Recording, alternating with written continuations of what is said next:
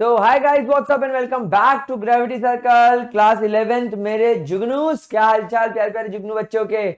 बहुत बढ़िया। तो पिछले लेक्चर में हम लोगों ने एटॉमिक मास, मॉलिक्यूलर मास, ग्राम एटॉमिक मास, ग्राम मॉलिक्यूलर मास वाला कॉन्सेप्ट सीख लिया था।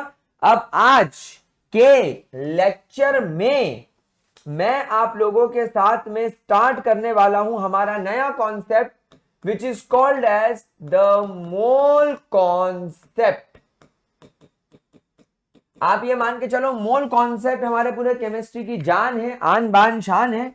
इसे हमें डिटेल में पढ़ना होगा, तभी हमें मजा आएगा। तो गाइस क्या हुआ, बेसिकली आप लोग सब जानते हो कि इंटरनेशनल स्टैंडर्ड यूनिट, ऐसा यूनिट है मोल।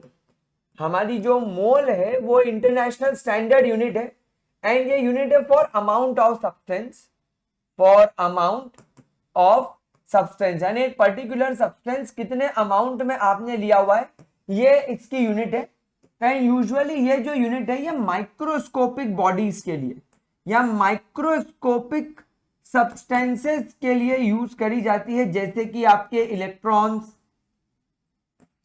जैसे कि आपके प्रोटॉन्स, जैसे कि आपके न्यूट्रॉन्स, है ना, जैसे आपके एटम्स, जैसे आपके मॉलिक्यूल्स, जैसे आपके ions, electron, proton, neutron etcetera. इस तरीके की चीजों के लिए मेरे प्यारे बच्चों ये इस्तेमाल करे जाते हैं। ठीक है। अब एक्चुअली मोल क्या है, एक्चुअली मोल क्या है, इसके बारे में लोगों ने बात करना चालू करी।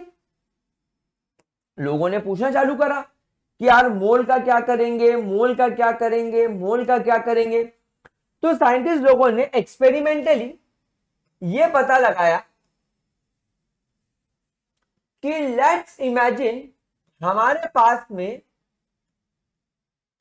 1 कार्बन एटम का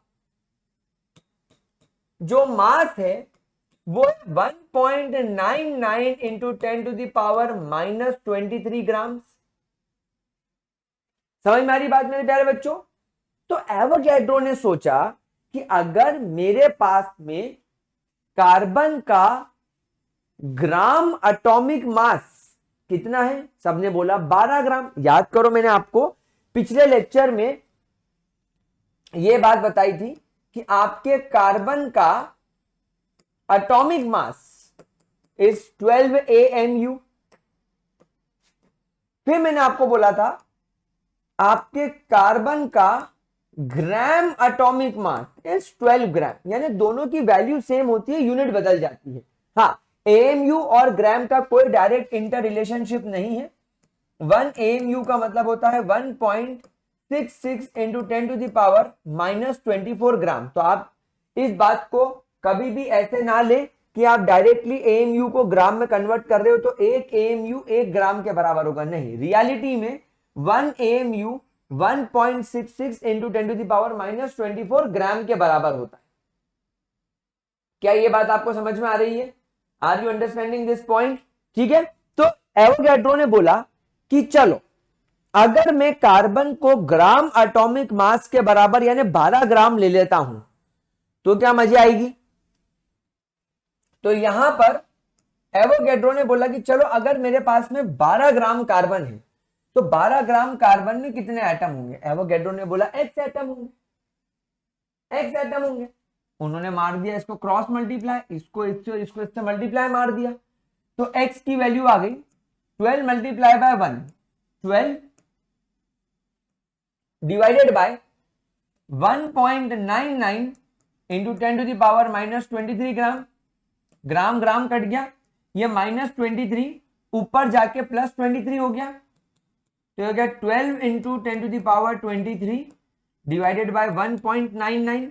जब 1.99 को 12 से डिवाइड किया तो वैल्यू आई 6.022 इंटू 10⁻23 एटम्स, यानी इतने एटम्स मिलेंगे आपको 12 ग्राम कार्बन के अंदर। क्या ये बात आपको समझ में आई? क्या ये बात आप लोगों को समझ में आई? And this is how Avogadro number was introduced. बाद में इस नंबर को एवोगैड्रो नंबर नाम दे दिया गया। बाद में इस नंबर को एवोगैड्रो नंबर नाम दे दिया गया। जरा इतना आप पहले नोट कर लो, इतना आप पहले जरा नोट कर लो, फिर आगे बढ़ते हैं। नाउ साइंटिस्ट लोगों ने बोला कि बात बिल्कुल सही है एवोगैड्रो आपकी। तो आज से जिस प्रकार एक डजन 12 के बराबर होता है, जिस प्रकार 1 किलो में 1000 होते हैं, जिस प्रकार 1 लीटर में 1000 ml होते हैं, ठीक उसी प्रकार आज से 1 मोल के अंदर 6.022 इंटू 10⁻23 पार्टिकल्स होंगे। क्या ये बात आप लोगों को समझ में आई? एंड ये आया मोल कॉन्सेप्ट का पहला इंपॉर्टेंट पॉइंट कि आज से 1 मोल के अंदर इतने पार्टिकल्स मौजूद होंगे। 1 mole will be equal to Avogadro number. 1 mole में इतने पार्टिकल्स मौजूद होना जरूरी है, कंपलसरी है। क्या यह बात आप लोगों को समझ में आई? अब दूसरी प्रॉब्लम खड़ी हो गई। लोगों ने बोला कि यार ये तो पूरा कैलकुलेटेड है, this complete thing is calculated. अब यार एक बात बताओ, ये नंबर कोई छोटा मोटा नंबर थोड़ी है। ये नंबर अगर मैं आपसे बोलूं कि मेरे लिए इतने पार्टिकल शक्कर के लेके आओ, तुम्हारी 7 पुश्ते पैदा होके मर जाएगी लेकिन इतना काउंट नहीं कर पाओ। अगर मैं आपसे बोलूं कि मेरे पास में इतने नंबर, इतनी सारी कैडबरी जेम्स है, तो गाइस वो कैडबरी जेम्स को अगर मैं आपके शहर में ट्रक से डालना चालू कर दूं तो आप उसमें यहां तक दब जाओगे, इतना बड़ा नंबर है ये। अगर मैं इडली, या हम लोग इडली खाते ना, या पिज्जा, अगर हम लोग इतने पिज्जा लेकर अर्थ पे पिज्जा के ऊपर पिज्जा रखते चले तो हम लोग सन तक का एक ब्रिज बना सकते हैं। ये इतना बड़ा नंबर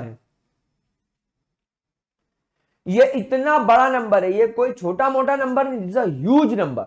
और क्योंकि ये नंबर ह्यूज नंबर है, बहुत बड़ा नंबर है, खतरनाक नंबर है, इसीलिए साइंटिस्ट ने बोला कि यार ये लिखने में सुंदर दिख रहा है लेकिन एक्सपेरिमेंटली करने में मजा नहीं आएगा, एक्सपेरिमेंट करने में मजा नहीं आएगा। तो एवोगैड्रो ने बोला इतनी सी बात। मुझे एक बात बताओ, ये पार्टिकल का नंबर आया कहां से? तो दूसरे लोगों ने बोला कि आपने बोला कि एक कार्बन के एटम का इतना ग्राम वजन है, तो 12 ग्राम कार्बन का कितने पार्टिकल्स होंगे? जब एक एटम का इतना वजन है तो 12 ग्राम में कितने एटम होंगे? तो एवोगैड्रो ने पूछा ये 12 कहां से आया? तो साइंटिस्ट ने बोला ये आपके कार्बन का एटॉमिक मास भी है, जिसकी यूनिट AMU होती है, और यही 12 जो है ये आपके ग्राम एटॉमिक मास भी है। आपके कार्बन का ये ग्राम एटॉमिक मास भी, जिसकी यूनिट ग्राम में होती है। तो साइंटिस्ट एवोगैड्रो ने बोला बस काम खत्म। आपको करना क्या है? आपको कोई इतने पार्टिकल थोड़ी कैलकुलेट करने हैं, आपको ग्राम एटॉमिक मास लेकर आना है। यानी कि दूसरा पॉइंट उन्होंने क्या बोला कि अगर आपको किसी भी सब्सटेंस का 1 मोल चाहिए तो आप एक काम कीजिए, एवोगैड्रो ने इसको एक्सपेरिमेंटली बताया। एक्सपेरिमेंटली कैसे बताया? एवोगैड्रो ने एक बीकर लिया होगा, यहां पर एक वेइंग बैलेंस रखा होगा जिस पर ऐसा नंबर लिखा हुआ आ रहा होगा, और एवोगैड्रो ने इसके अंदर पार्टिकल्स रखवाने चालू करे होंगे।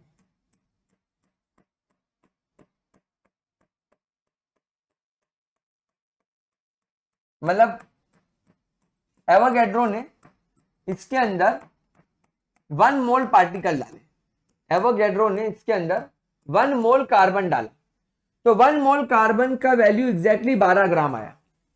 मतलब वही तुम्हारे ग्राम एटॉमिक मास के बराबर आया। तो एवोगैड्रो ने बोला बस बात खत्म हो गई। तो आज से हम एक नई टर्म लिखेंगे इसके लिए, which is called as molar mass.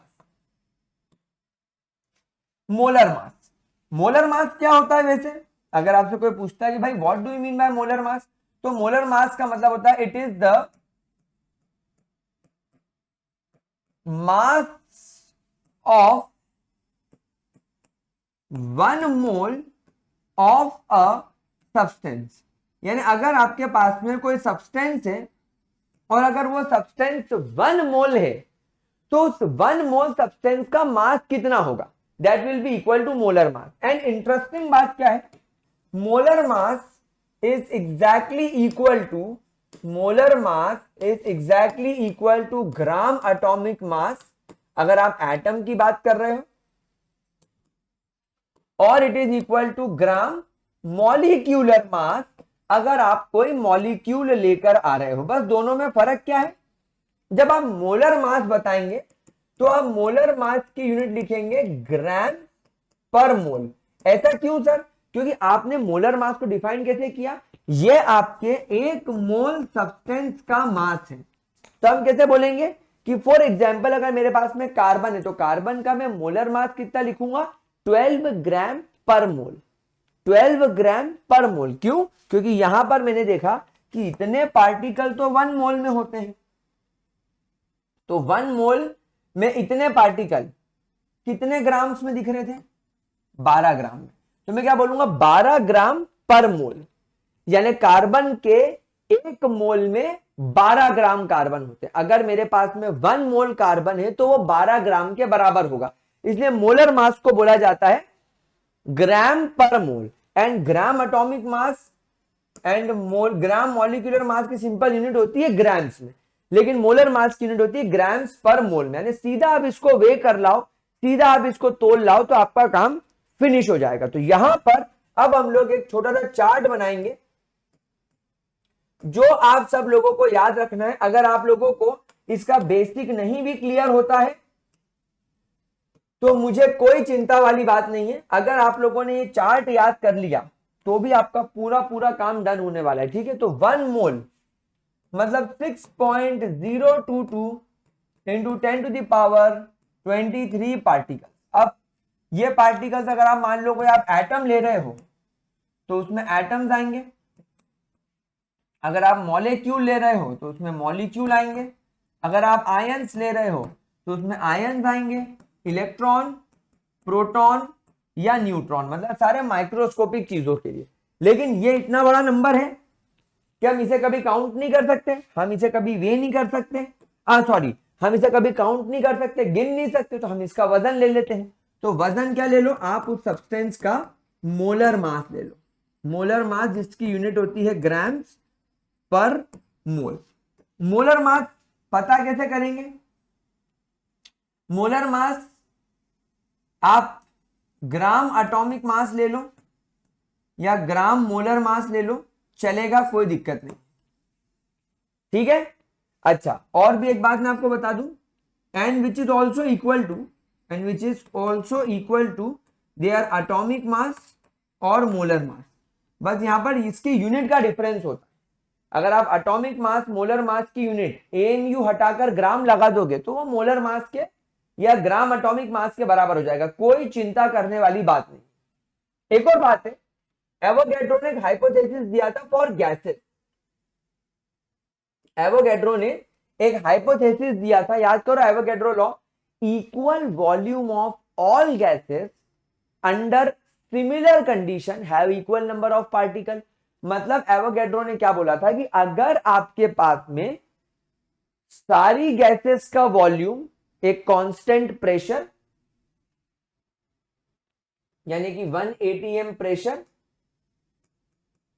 Eight 0 degree Celsius, यानी ऐसी कंडीशन को क्या बोलते हैं, स्टैंडर्ड टेम्परेचर एंड प्रेशर, इससे बोला जाता है इस कंडीशन को standard temperature and pressure. Under standard temperature and pressure, जहां पर आपका प्रेशर 1 atm हो और टेम्परेचर 0 डिग्री सेल्सियस हो, तब आपकी जो गैस होगी, अगर आप कोई भी दुनिया में गैस ले लो, ऑक्सीजन ले लो, मीथेन ले लो, कार्बन डाइऑक्साइड ले लो, सल्फर डाइऑक्साइड ले लो, अगर आप उन गैसेस में इतने पार्टिकल्स देख रहे हैं तो उन गैसेस का वॉल्यूम कितना होगा, 22.4 लीटर। यानी एवोगैड्रो ने बोला कि अगर मैं 0 डिग्री सेल्सियस और 1 atm प्रेशर पर किसी भी गैस को 22.4 लीटर ले आऊं तो उसके अंदर डेफिनेटली इतने पार्टिकल्स होंगे, मतलब डेफिनेटली 22.4 लीटर गैस 1 मोल के बराबर होगी। तो ये आपके मोल कॉन्सेप्ट का चार्ट है, ये आपके मोल कॉन्सेप्ट का चार्ट है, इसे जरा आराम से नोट कर लीजिए, नोट कर लीजिए, ठीक है, नोट कर लिया। अच्छा, हम थोड़ा पीछे चलते हैं और यहां पर हम स्टार बनाकर एक पॉइंट और लिखेंगे which is highly important, that 1 मोल को हम लोग 1 ग्राम एटम से भी डिनोट करते हैं। It can also be denoted as 1 gram atom, it can also be denoted as 1 gram atom, 1 gram atom. तो गाइज यहां पर आपको कंफ्यूज करने के लिए बहुत सारी चीजें दी जा सकती है बोर्ड एग्जाम्स में। खैर स्कूल एग्जाम में तो किसी की हिम्मत नहीं है कि तुमको ऐसे ग्राम एटम वगैरह में उलझाए, लेकिन जेई नीट में आ सकता है। तो 1 mole can also be written as 1 gram atom. तो अब आप लोगों को दो बातें याद रखनी है। 1 मोल का दूसरा नाम क्या है, जैसे हम बोलते हैं ना, मेरा नाम मृत्युंजय है, घर का नाम मेरे अय्यर वेणुगोपाल अय्यर, चिन्ना स्वामी मुत्तु स्वामी वेणुगोपाल अय्यर, पिरंबतूर चिन्ना स्वामी मुत्तु स्वामी वेणुगोपाल अय्यर, ये मेरा क्या है, पेट नेम है। वैसे एक इंसान के पेट नेम हो सकते हैं, वैसे ही आपका मोल का दूसरा नाम क्या है, 1 ग्राम एटम। तो 1 ग्राम एटम में इतने पार्टिकल्स ने गिन सकते हैं।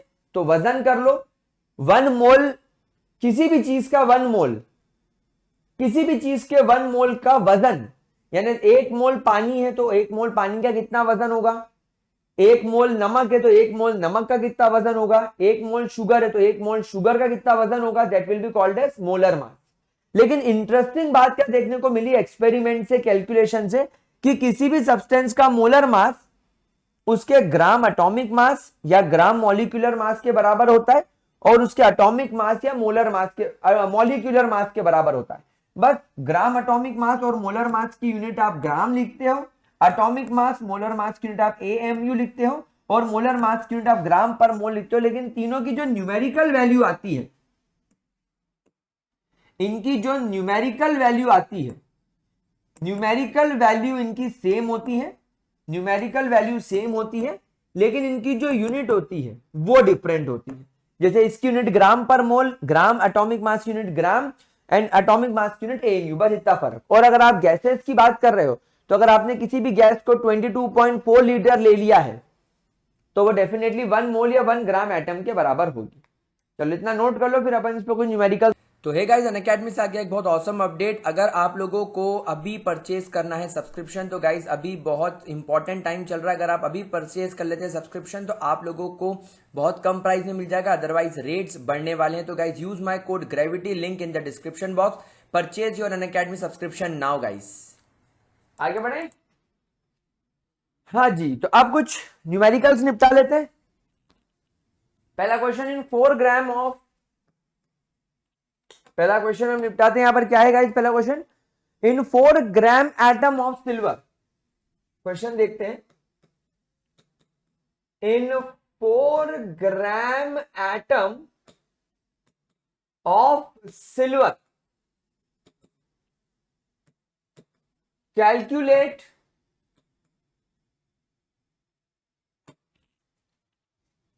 amount of silver. First, calculate the amount of silver, and दूसरा क्या कैलकुलेट करने को बोल रहा है, weight of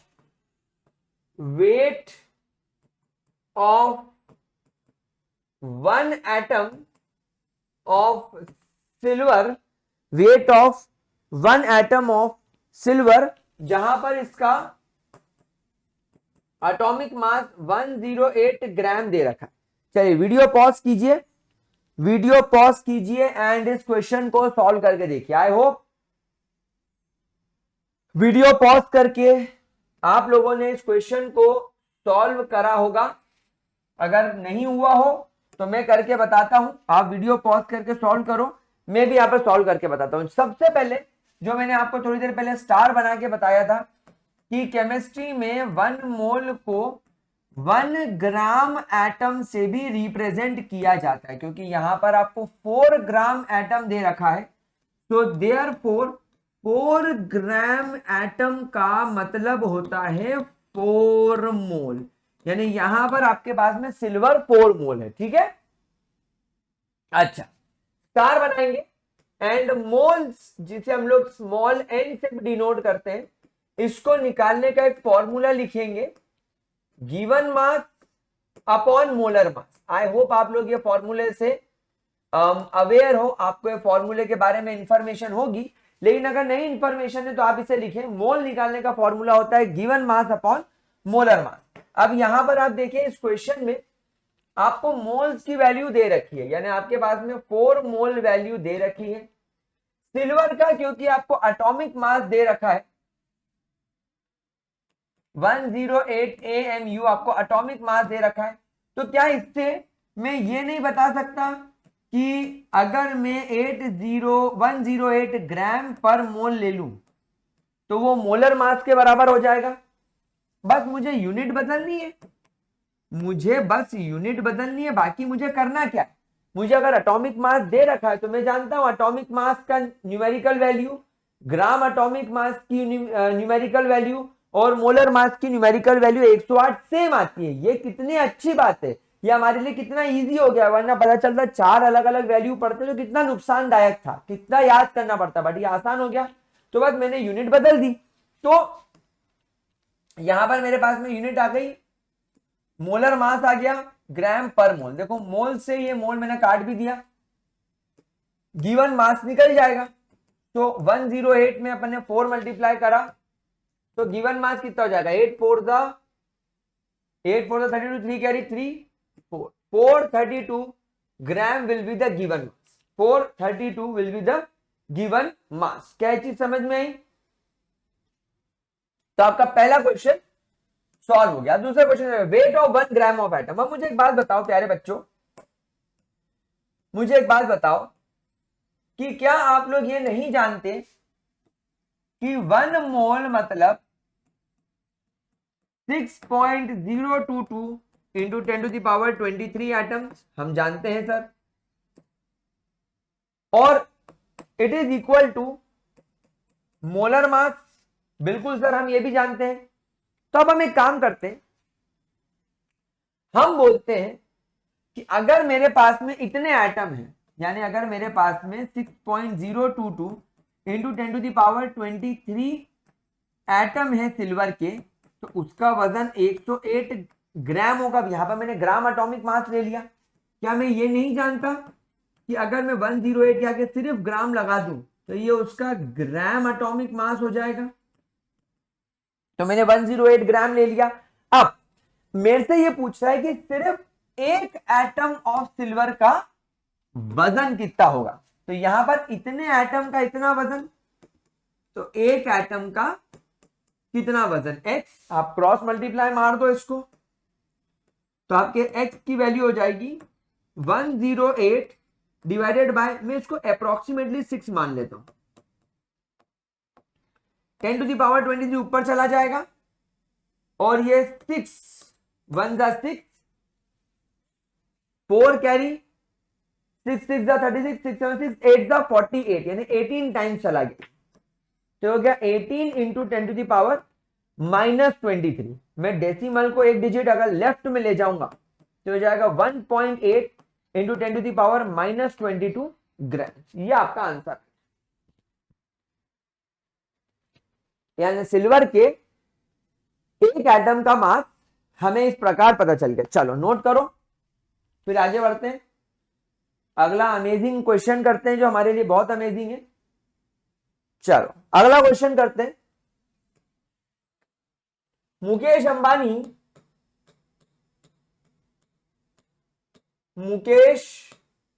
Ambani have NA rupees and spends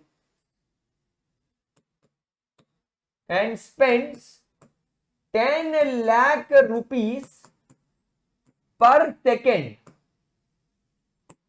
Find the number of years required to finish his total money, यानी मुकेश अंबानी के पास में एवोगैड्रो नंबर जितना पैसा है और मुकेश अंबानी अपने सारे काम धाम बंद करके अब हर सेकंड 10 लाख रुपए उड़ा रहा है, तो मुकेश अंबानी को कितना समय लगेगा अपना पूरा रुपया खर्च करने में। चलिए वीडियो पॉज कीजिए एंड फटाफट से इसको सॉल्व करने की कोशिश कीजिए। चलिए आई होप आप लोगों ने वीडियो पॉज करके अपना अपना दिमाग लगाया होगा एंड क्वेश्चन डेफिनेटली सॉल्व करने की तरफ पहुंचे होंगे। आपको मैं वीडियो पॉज करके करने का इसलिए बोलता हूं ताकि टाइम वेस्ट ना हो, मेरा वीडियो अदरवाइज लंबा हो जाएगा। तो आप लोगों ने आई थिंक करने की कोशिश करी होगी। चलिए बहुत बढ़िया। आप शत्रुघ्न सिन्हा इसे सॉल्व करेगा। तो नाम लिख ले मंगल। ओहो चलो। ओए गुलजारी लाल क्या करूं इसका। चलो तो मुकेश अंबानी के पास में एक सेकंड में मुकेश अंबानी 10 लाख रुपए खर्च करता है। तो क्या मैं इसमें जीरो गिन लू 1 2 3 4 5 6, तो क्या मैं 10 लाख को 10 to the power 6 रुपीज लिख सकता हूं। बिल्कुल तो बिल्कुल लिख सकता है। तो चल एक सेकंड में इतने रुपए खर्च कर, टोटल रुपया कितना है इसके बाद में बाबू भैया 6.022 इंटू 10 to the power 23 रुपया है उसके पास। पैसा ही पैसा होगा बाबू भैया, तो उसके लिए उसको x सेकंड लगते हैं। आओ हम इसको मार दे क्रॉस मल्टीप्लाई, तो x की वैल्यू निकल कर आ जाएगी 6.022 into 10 to the power 23 divided by 10 to the power 6। क्या मैं सही कह रहा हूं मेरे बकासुरों। 10 to the power 6 जब ऊपर जाएगा तो 10 to the power प्लस से -6 हो जाएगा, यानी यहां पर बचेगा आपके पास में रुपया 6.022 into 10 to the power 17 seconds लगेंगे। यानी हमारे मुकेश अंबानी को इतने सेकेंड्स लगेंगे अपना पूरा पैसा खर्च करने के लिए। अब अकॉर्डिंग टू डायमेंशनल एनालिसिस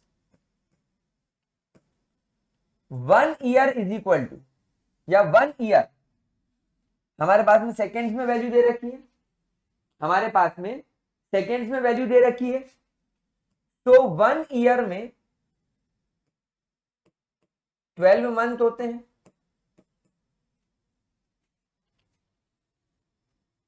नहीं अपन एक काम करें सीधा डेज कर लें, इतना लंबा क्यों चले।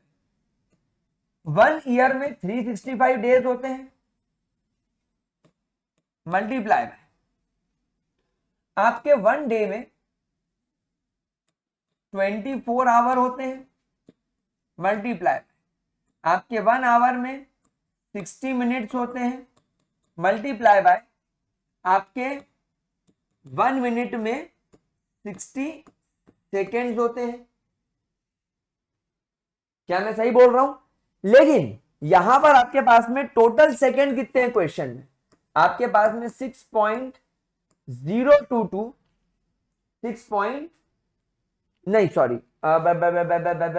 हाँ आपके एक उसमें 60 सेकेंड्स होते हैं और आपके पास में आज की तारीख में 6.022 into 10 to the power 17 seconds है। तो डे से डे कट गया, आवर से आवर कट गया, मिनट से मिनट कट गया और सेकेंड से सेकेंड कट गया।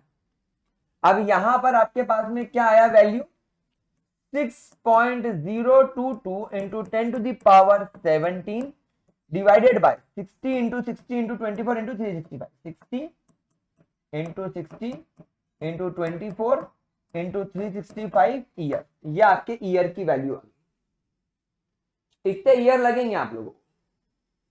आप अगर इसको पूरा सॉल्व करेंगे तो आपको वैल्यू मिलेगी 1.9099 into 10 to the power 10 years, यानी 1 10 100 1000 10,000 लाख 10 लाख करोड़ 10 करोड़ 100 करोड़।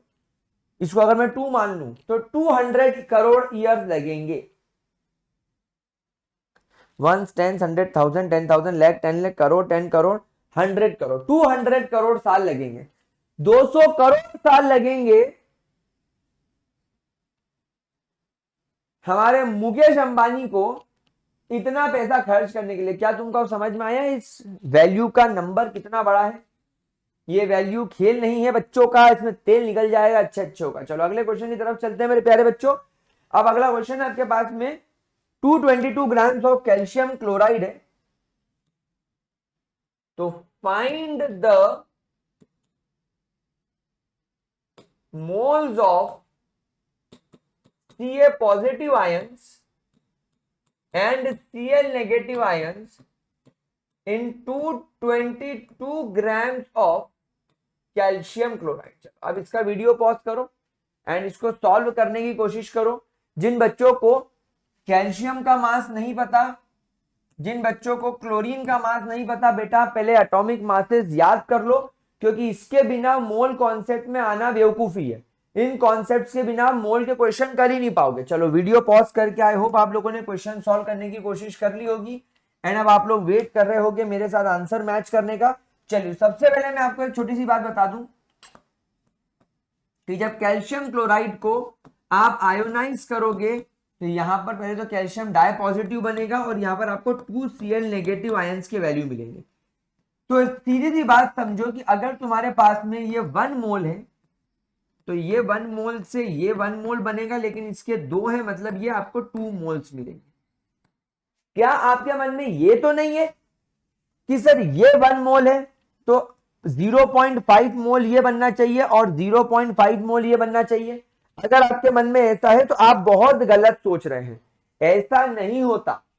आपको ये देखना पड़ता है कि आपके एक मॉलिक्यूल को बनाने के लिए एक कैल्शियम और 2 क्लोरीन का इस्तेमाल हो रहा है।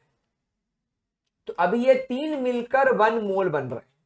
तो इसके 1 मोल बनाने के लिए डेफिनेटली आपको 1 मोल तो ये लगेगा और एक मॉलिक्यूल के अंदर 2 Cl नेगेटिव लग रहे हैं, तो एक मोल के अंदर आप लोगों को 2 मोल Cl नेगेटिव लगेंगे ही लगेंगे। इस बात का ध्यान रखना। बहुत सारे बच्चे सबसे बड़ी मिस्टेक यही कर देते हैं कि इसको 50-50% मान लेते हैं। नहीं, वो एक मॉलिक्यूल है, वो मॉलिक्यूल अब अपने छोटे छोटे पार्ट्स में टूट गया।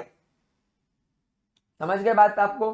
जैसे मान लो तुम्हारे पास में एक बाइक है, आप एक बाइक बना रहे,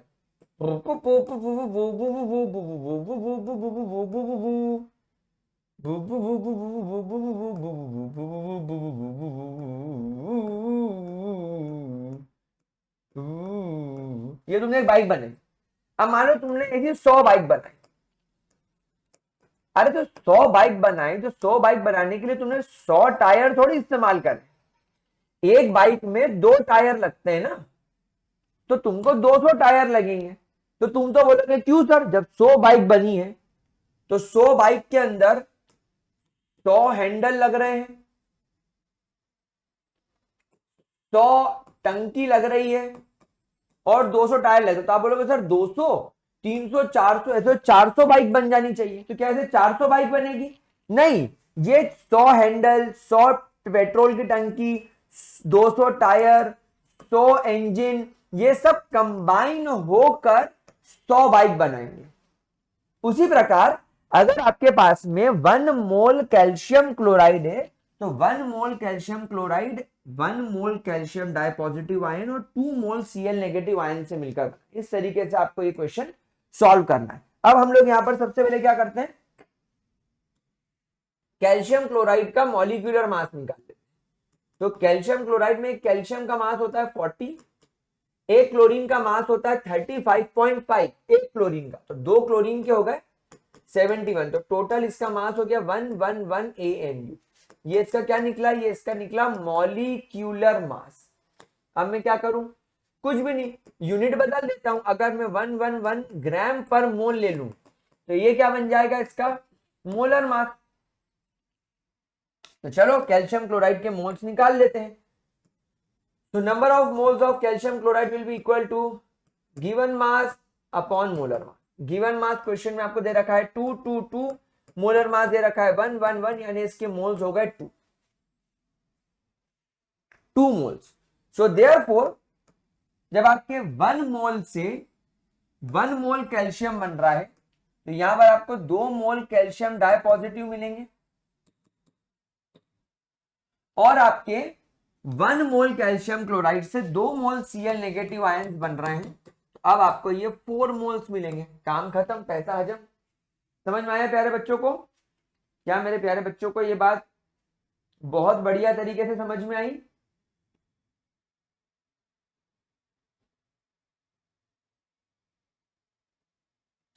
चलिए अब एक और इंपॉर्टेंट और बढ़िया क्वेश्चन करते हैं जो मुझे पर्सनली बहुत पसंद है, जेई में आ चुका है एक बार।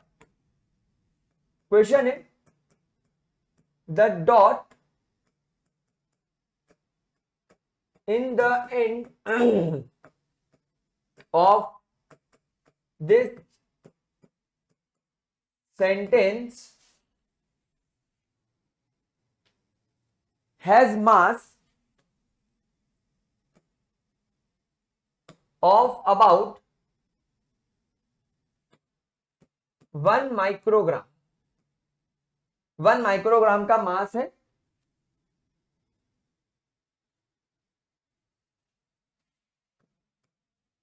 अज्यूम, ये रहा वो dot.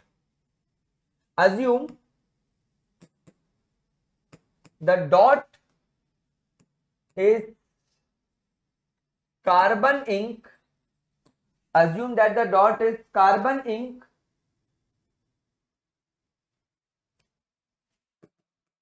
So calculate the number of atoms required to make that dot. यानी आप इमेजिन करो कि आपके पास में एक कार्बन की इंक है। आपने ये पूरा जो स्टेटमेंट लिखा है ये कार्बन की इंक से लिखा है और आपने इस स्टेटमेंट के आखिरी में एक ब्लैक कलर का आपने यहां पर एक डॉट लगा दिया। ये डॉट ब्लैक कलर का है। ये ब्लैक कलर का डॉट कार्बन की इंक से बना है। इस डॉट का वजन 1 माइक्रोग्राम है। तो आपको बताना है ये डॉट बनाने के लिए कितने कार्बन के एटम यहां पर रिक्वायर्ड होंगे। चलो नोट करो, क्वेश्चन सॉल्व करने की कोशिश करो, फिर मैं आपको इसका आंसर बताता हूं। चलिए हो चुका होगा आप लोगों का, क्योंकि आपने वीडियो पॉज करके किया होगा। आप लोग हमारी टेक्निक तो सीख ही गए हो, क्वेश्चन सॉल्व करने की निंजा टेक्निक। चलिए तो मैं जानता हूं मेरे पास में कार्बन है, तो मैं जानता हूं कि अगर मेरे पास में 1 मोल कार्बन है तो 1 मोल कार्बन में 6.022 इंटू 10⁻23 कार्बन के एटम होते हैं और वो 12 ग्राम के बराबर होता है। दिस इज ग्राम एटॉमिक मास। हम लोग ग्राम एटॉमिक मास, मोलर मास, एटॉमिक मास कुछ भी लिख सकते हैं, बस यूनिट का फर्क है। तो मैंने यहां पर ग्राम लिख लिया क्योंकि मुझसे अमाउंट दे रखा है मुझे ग्राम्स में, इसलिए यहां पर मैंने मोलर मास की जगह ग्राम एटॉमिक मास दिया। मोलर मास लेता तो मोलर मास की यूनिट ग्राम्स पर मोल हो जाती, इसलिए यहां पर मैंने ग्राम एटॉमिक मास ले लिया। न्यूमेरिकल वैल्यू सबकी 12 है, यूनिट के साथ तुमको खेलना है। तो क्योंकि क्वेश्चन में तुमको गिवन मास ग्राम्स में दे रखा है तो यहां पर अपन ऐसा खेल खेलेंगे। ठीक है, अब क्या बोल रहा है ये आपसे कि अगर तुम्हारे पास में 12 ग्राम कार्बन की इंक होती तो उसमें इतने एटम होंगे।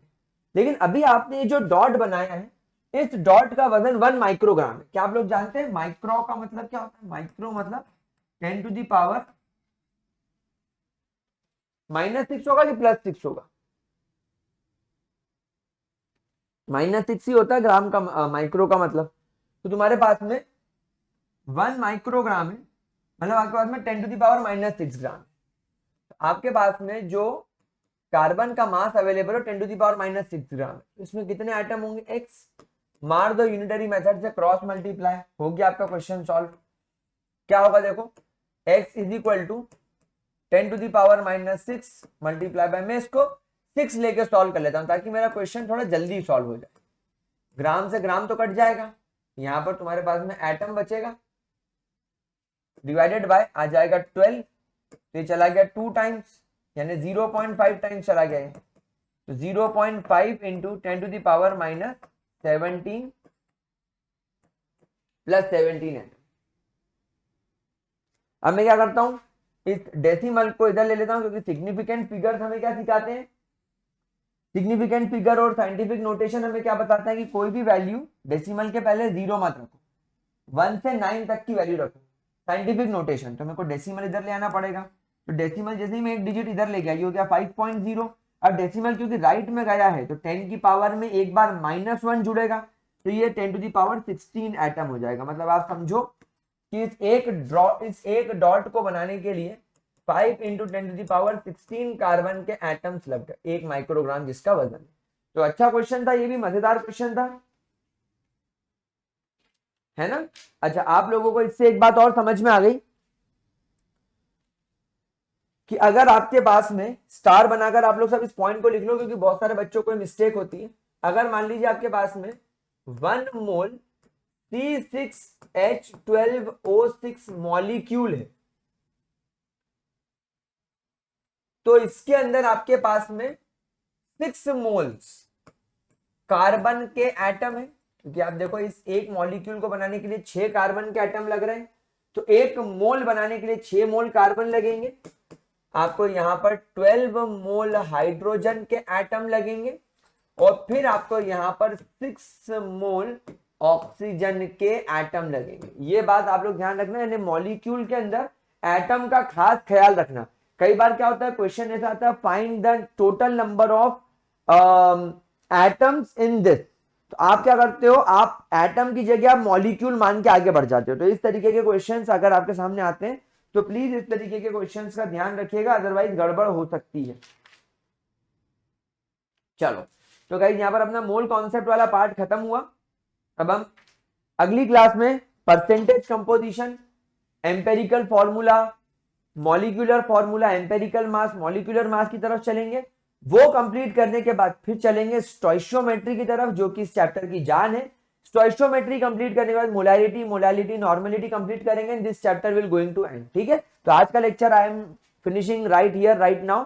अगला टॉपिक परसेंटेज कंपोजिशन वगैरह लेकर जल्दी आऊंगा अगली क्लास में, इसका वेट करना। Thank you so much for joining, bye bye, take care, good night and keep sharing gravity circle.